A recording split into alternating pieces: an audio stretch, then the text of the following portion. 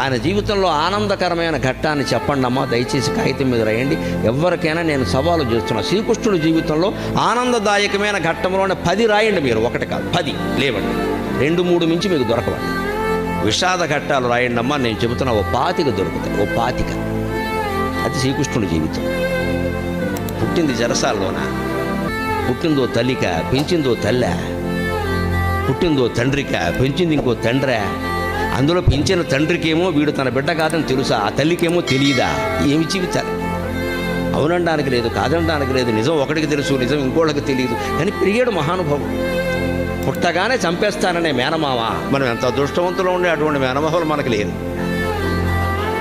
పుట్టని చంపేస్తాననే మేనమామ కత్తెట్టు కూర్చున్నాడు ఆ జైలు దగ్గర.